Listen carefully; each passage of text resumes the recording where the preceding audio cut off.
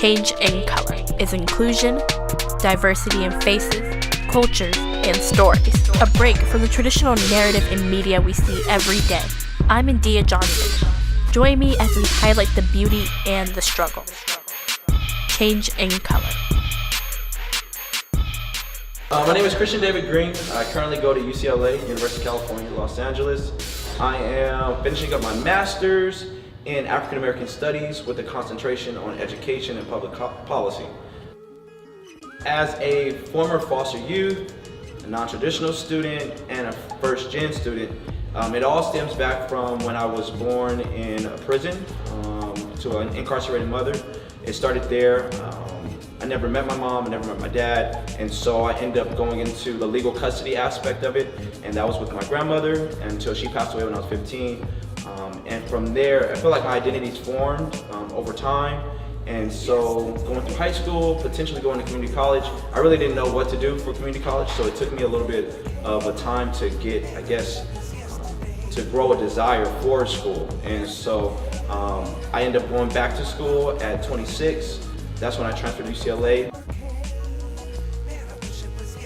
Yeah, so growing up in high school, elementary, junior high, and you know, I was involved in sports. And so going to track meets, going to volleyball meets, going to basketball games, doing all these different things where I see my friends, they have their parents supporting them, they have their family supporting them. So going to these different events and not having my parents there, not having the support system there, I felt empty, I felt a void missing, and so, I don't know, I didn't really know my worth growing up. And so that caused me like different levels of insecurity, fear, anger. I was bitter, and so living through life and going through different experiences had to make me change my attitude. So yeah, having an incarcerated mother was an experience, to say the least. I was able to deal with those feelings of insecurity, fear, etc. Through my faith and actually going to church. So, you know, in the black family, they expect for you to, you know, hold everything on, bottle it all in, not talk about it, not be able to express yourself, this whole idea of hyper-masculinity. And so I never really had, I guess, that male individual until I turned like 16, 17. And then I was able to express that.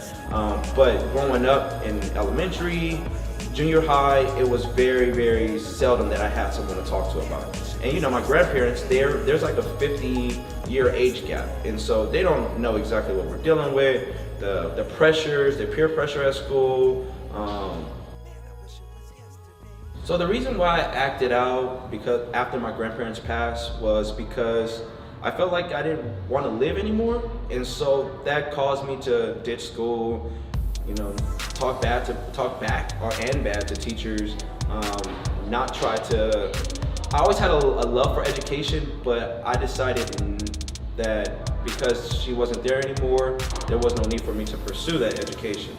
I ended up moving in with my aunt, and that was for about 6 months to a year, and that was cool. But from there, I had got into a major car accident. I stole my cousin's car, and I totaled it, and they ended up kicking me out the house. I had to go to a group home, and from there, that was like one of the worst experiences of my life. At this group home, it felt like a jail.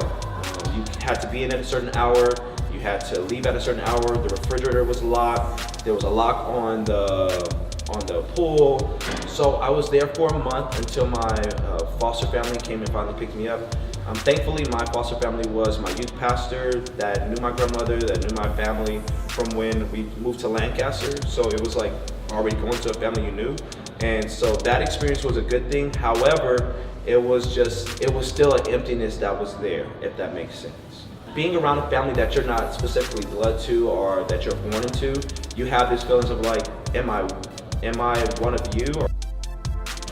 So there was a time when I was transitioning from my foster parents' home into the real life.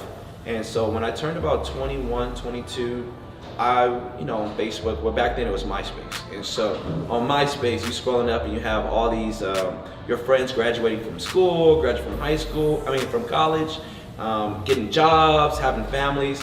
And then it finally hit me like, dude, where are you at in life right now? So I was living from house to house. I was going to different clubs. I was living the life as an adult as I wanted. It was too much for me.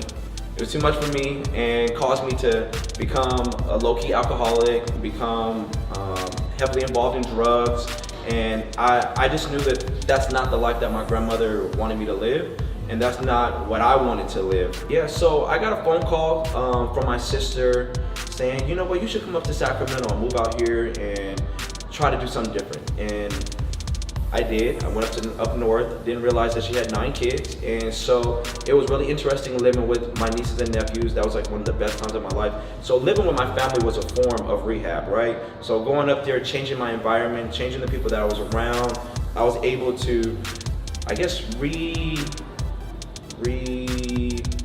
myself, reinvent the wheel. So I ended up getting a better job. From there, I started enrolling into the community college courses.